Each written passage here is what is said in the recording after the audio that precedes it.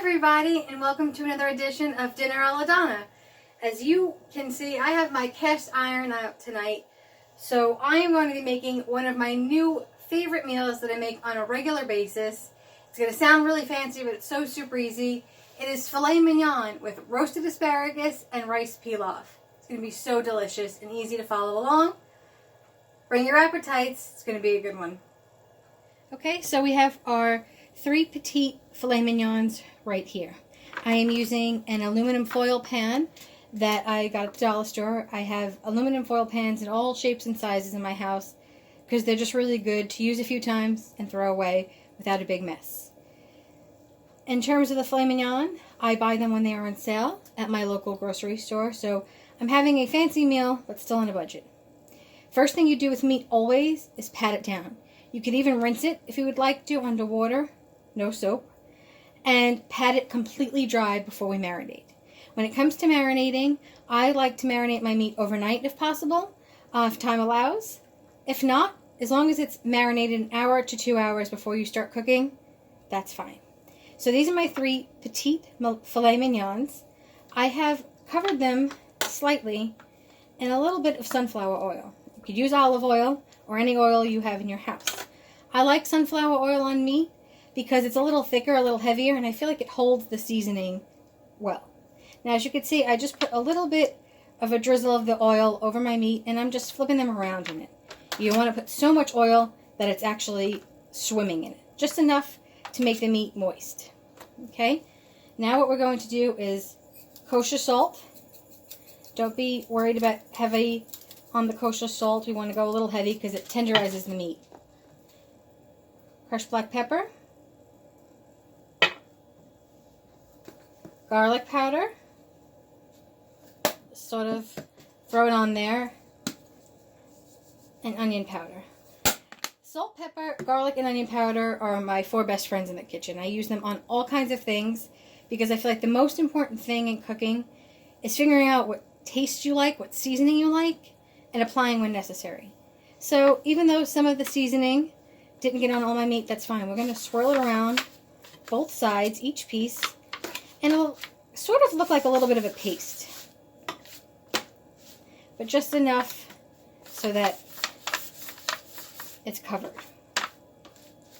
Just like that. Perfect. Easy. Now what we're going to do is simply cover with a piece of tin foil. Make sure that it is nice and secure. And put it in the fridge until we are ready to cook. It's that easy. And it's going to be so delicious. Okay, so let's talk roasted vegetables for a second. I normally buy frozen vegetables that are prepackaged from whatever your favorite brand is. However, during the beginning of quarantine and the pandemic last year, I was having a lot of trouble finding those kinds of vegetables. Everything was sort of ransacked in the store. So what I started to do was going to the fruit market, buying my vegetables fresh, washing them, in some cases chopping them. This is asparagus, so I took the little white ends off. Drying them thoroughly, and then prepackaging them into like small serving sizes in a Ziploc bag and putting them in my freezer. And it's so super easy. It saved a lot of stress and maybe, depending on the season and what I bought, even some money because I always buy what's in season. And that way you have it and you don't have to worry. I know a lot of people say you shouldn't wash your vegetables until you're about to use them. I am not of that way.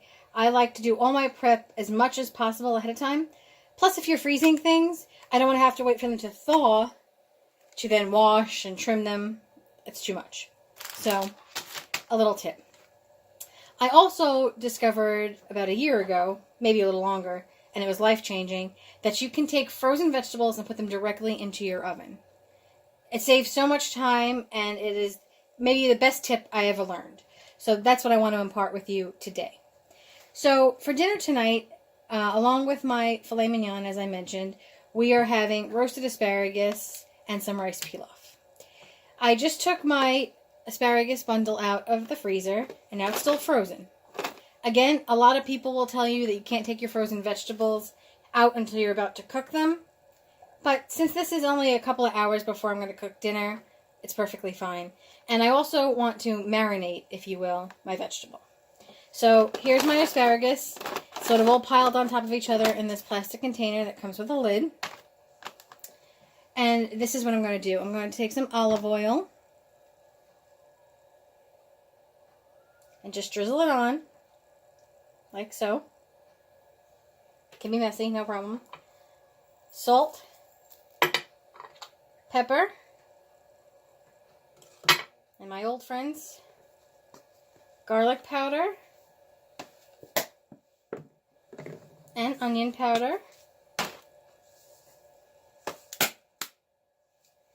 And now, what I really like to do with roasted asparagus is take some breadcrumb.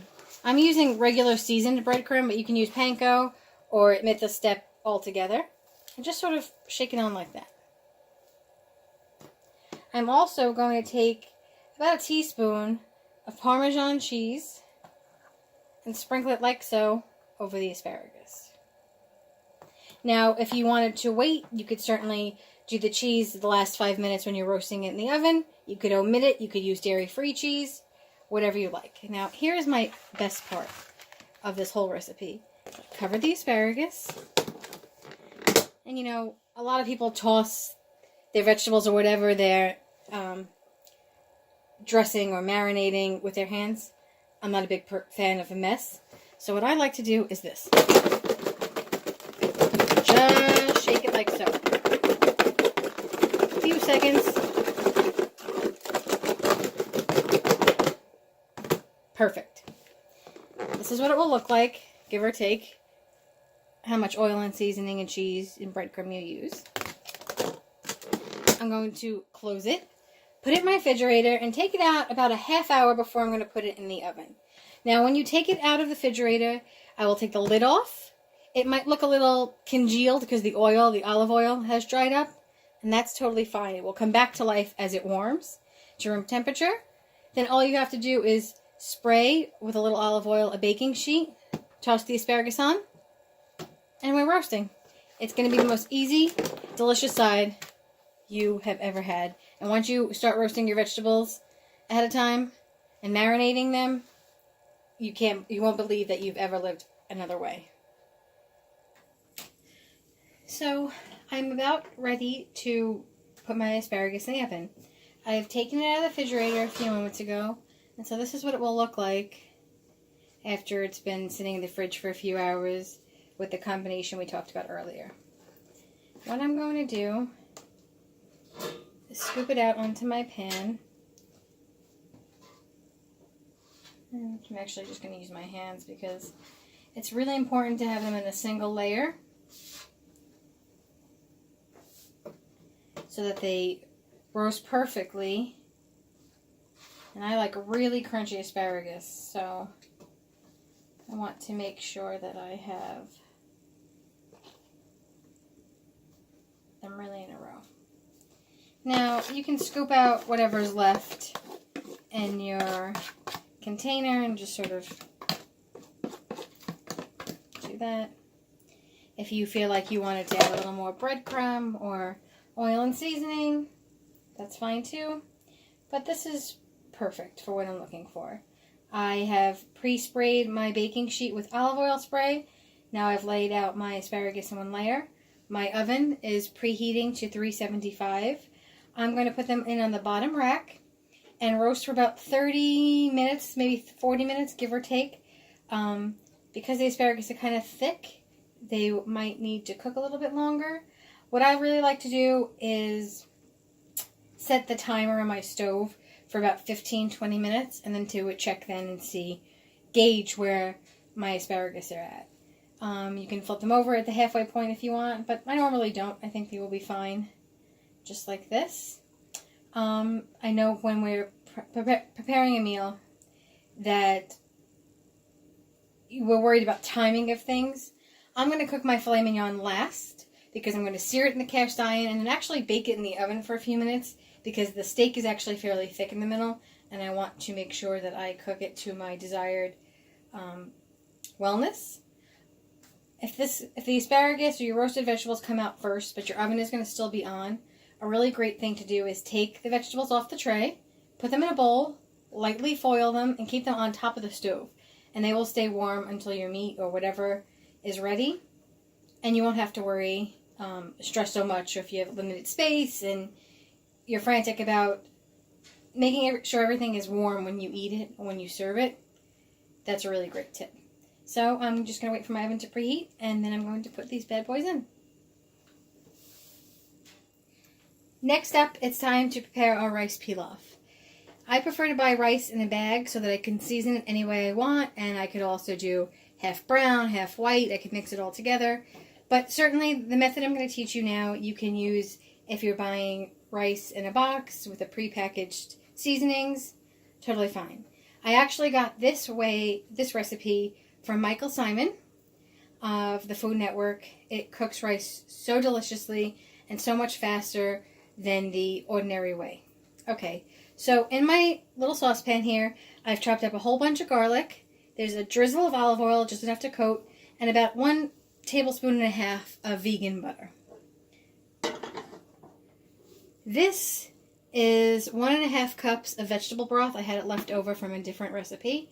It's always better to cook rice in any broth or stock than water. It gives it more flavor. And this is about a cup of brown rice. It's good to do a 1-to-1 ratio. So 1 cup of rice per 1 cup of liquid for this particular recipe. I had just a little bit left extra in my container that I wanted to use up, and so that's fine. It'll just take a few extra minutes to cook. What we're going to do is turn on our flame, saute the butter down and the garlic until it's really fragrant, about 3 to 4 minutes.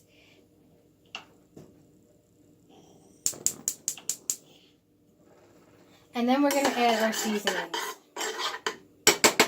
I'm going to do salt, pepper, ground chives because I love them almost as much as I love caramelized onions, and some ground rosemary. Certainly you can do any seasoning that you like. Michael Simon uses nutmeg, coriander, and cumin. Very delicious. You can also cut up some onions and shallots or scallions or whatever you have handy in this saucepan at the same time before you put the seasonings in. If you would like to, I'm just going to make really garlicky rosemary rice, and it's going to be really delicious. Now that my butter has started to melt and my garlic is starting to sizzle, I'm going to add the seasoning now because I really want the seasoning to infuse with the mixture we have here.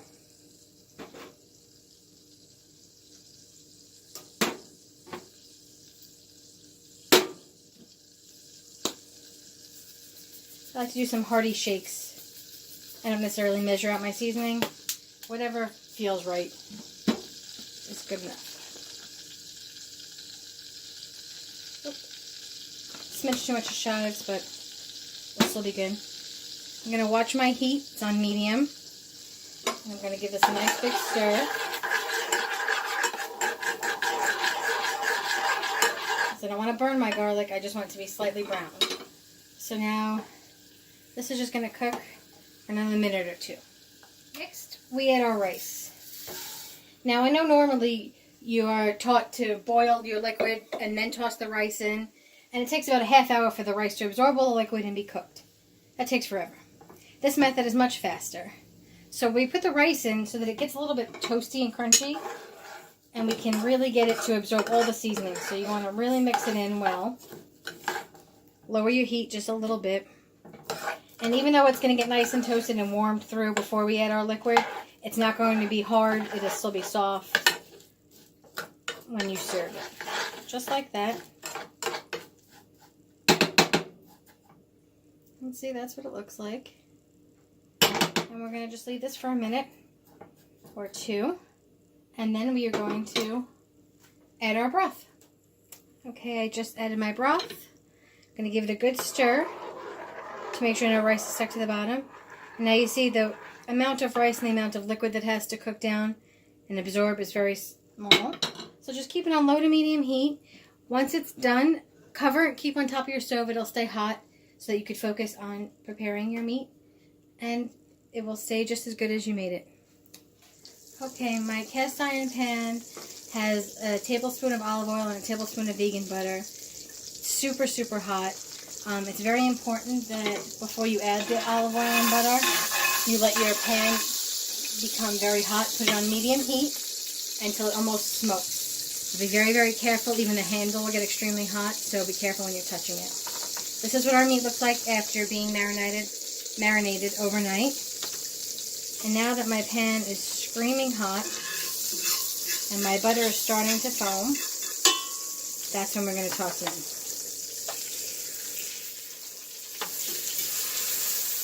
Very gently so the oil doesn't splash back. Okay.